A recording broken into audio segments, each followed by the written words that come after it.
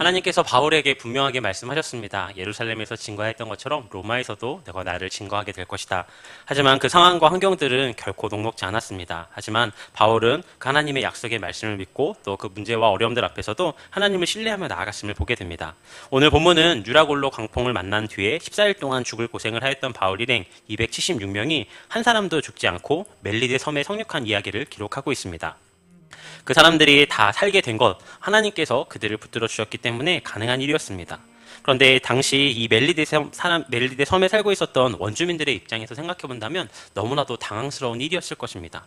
276명이라는 많은 사람들이 한꺼번에 조난을 당해서 돌아오고 상인들, 로마 군인들, 심지어 죄수들까지 있었으니 처음에 그 원주민들도 생각해 보면 난감하지 않았을까 생각합니다. 이 섬의 주민들은 난파당하여 겨우 목숨만 부지하고 표류해온 바울의 일행들을 특별히 동정하며 한대했음을 볼 수 있습니다. 2절에 보니까 비가 오고 날이 참해 원주민들이 우리에게 특별한 동정을 하여 불을 피워 우리를 다 영접하더라라고 기록하고 있습니다.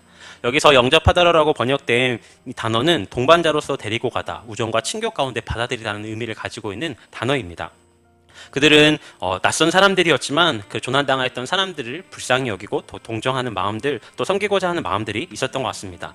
바다에 빠져 추위에 떨고 있는 그들을 향하여 불을 피워줬음을 보게 됩니다. 그런데 한 가지 문제가 발생하게 됩니다. 바울이 나뭇가지를 가져다가 불에 넣을 때 나뭇가지 사이에 있었던 뱀이 바울의 손을 물게 됩니다.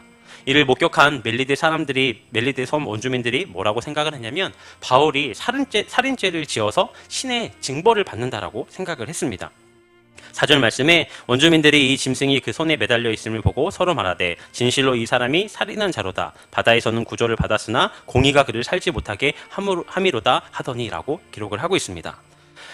원주민들은 바울이 뭔가 죄를 지어서 신에게 심판을 받았다라고 생각을 했습니다. 그런데 말씀을 읽었던 것처럼 바울이 죽을 때만을 기다리고 있는데 바울에게 아무 일도 일어나지 않게 됩니다. 원주민들은 그 모습을 보고서 바울을 신으로 오해하기 시작했다라고 기록합니다. 6절 말씀해 보면 그들은 그가 붙든지 혹은 갑자기 쓰러져 죽을 줄로 기다렸다가 오래 기다려도 그에게 아무 이상이 없음을 보고 돌이켜 생각하여 말하되 그를 신이라 하더라라고 기록을 하고 있습니다.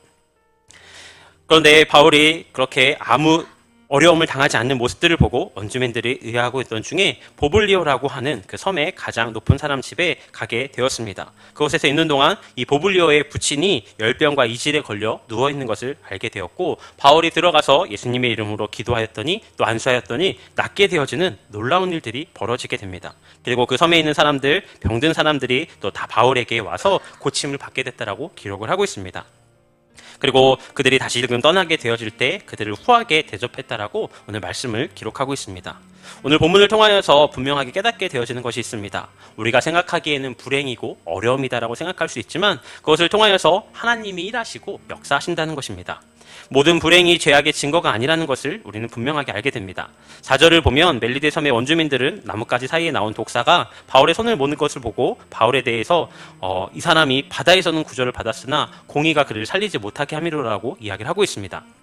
하지만 바울을 하나님께서 지키시고 보호하여 주셨고 그 뱀에 물렸던 그 어려움, 위기가 오히려 그들로 하여금 바울이 어떤 사람인지 또 바울을 통하여서 하나님이 어떤 분이신지를 알게 하는 증거와 방법들이 되었다는 것입니다. 그래서 사람들이 당하는 불행 중에는 자기의 죄악과 직접적으로 관련이 없는 경우도 있다는 사실을 오늘 말씀을 통하여 다시 한번 깨닫게 됩니다. 이는 날 때부터 소경된 자의 불행의 원인을 묻는 제자들의 질문에 대해서 예수님께서 이렇게 답변하셨던 것을 통하여 분명하게 알게 됩니다. 요한복음 9장 3절에 이 사람이나 그 부모가 죄를 범한 것이 아니라 그에게서 하나님이 하시는 일을 나타내고자 하심이라. 즉 죄악 때문에 그가 소경으로 태어난 것이 아니라 오히려 그것을 통하여 하나님의 영광을 나타내기 위함이라고 말씀하셨습니다.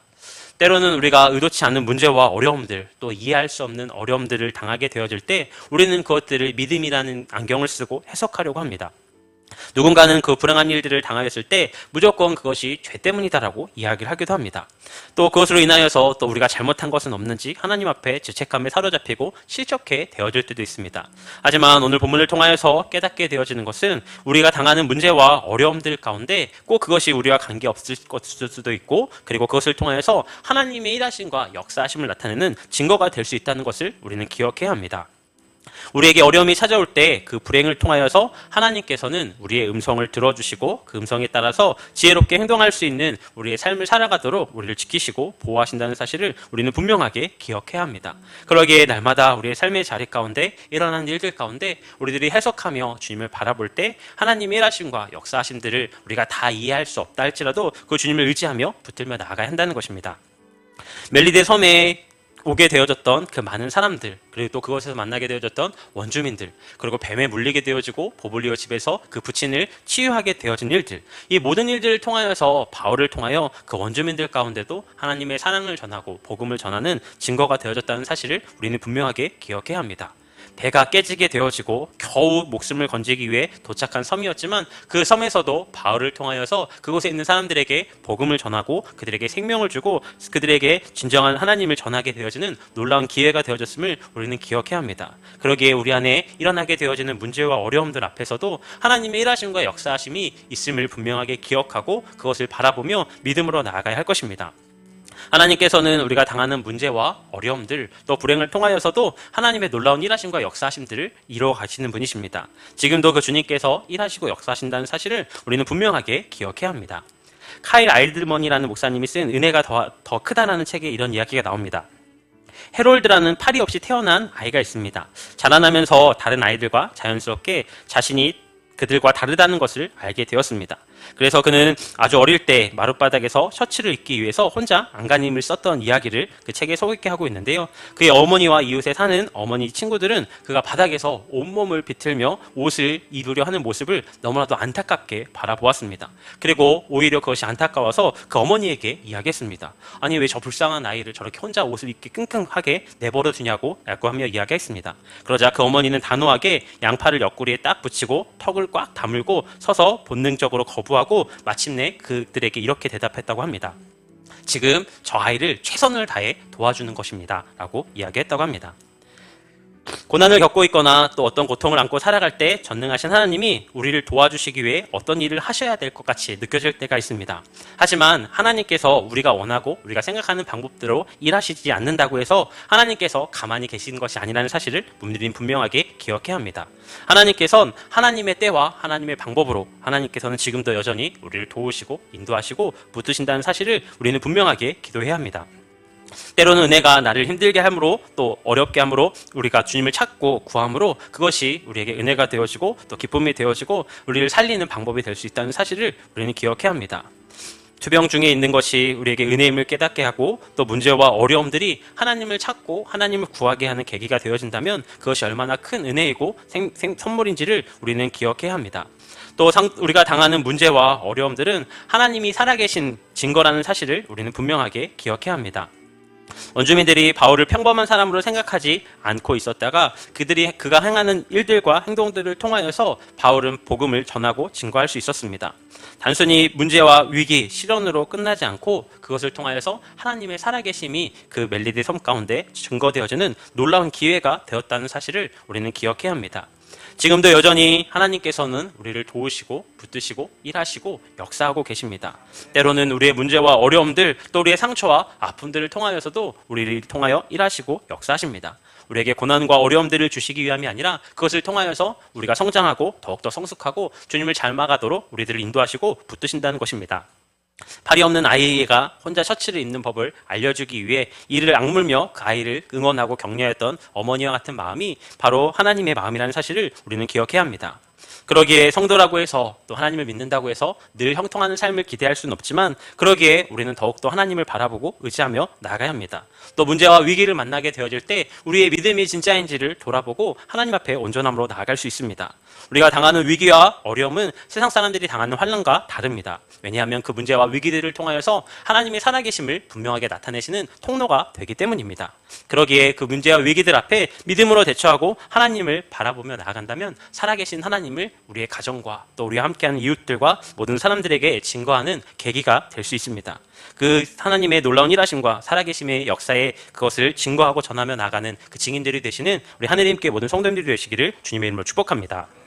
바울은 유라굴로 강풍 앞에서도 그리고 배가 난파되어지는 상황 가운데서도 또 독사에게 물리는 위기를 당해도 오직 믿음으로 하나님의 일하심과 역사하심들을 바라보며 나아갔습니다. 하나님께서 주신 사명을 붙들고 로마 가운데 주의 복음을 증거할 것이라는 사실을 분명하게 믿었습니다. 그러기에 그 위기와 문제와 어려움들이 고난과 역경으로 다가온 것이 아니라 하나님의 일하심과 역사하심, 하나님의 놀라운 일하심을 나타내는 계기가 되었다는 사실을 바울은 분명하게 신뢰했을 것입니다. 바라기는 우리도 우리의 삶 가운데 그런 믿음이 있을 수 있기를 주님의 이름으로 축복합니다. 하나님께서 우리를 눈동자와 같이 지키시고 보호하시고 인도하십니다. 우리의 고난과 어려움 가운데 내버려 두시는 하나님이 아니라 우리와 함께 하시고 고난의 자리 가운데 우리를 응원하시고 격려하시고 함께 아파해 주시는 주님이시라는 사실을 우리는 분명하게 기억해야 합니다. 때로는 우리의 문제와 어려움들이 너무나도 커서 그것이 느껴지지 않을 때 우리는 십자가를 더욱더 바라봐야 할 것입니다. 십자가 가운데 우리에게 생명을 내어주신 주님은 우리가 당하는 희노애락과 그 모든 문제와 어려움들을 아십니다. 저 하늘 우편에서 팔짱 껴고 우리를 내려다보신 분이 아니라 우리를 사랑하셔서 낮고 낮은 이 땅 가운데 생명을 주시기에 오신 주님이심을 우리는 분명하게 기억해야 합니다. 그 주님의 오심과 또 다시 오심을 기다리는 절기를 보내고 있습니다. 성탄의 기쁨이 또 그 은혜가 우리에게 얼마나 큰 은혜인지를 기억해야 합니다. 우리가 당하는 어려움들과 위기들 앞에서도 더욱더 하나님을 바라보며 나아갈 수 있는 우리 하나님께 성도님들이 되시기를 주님의 이름으로 축복합니다.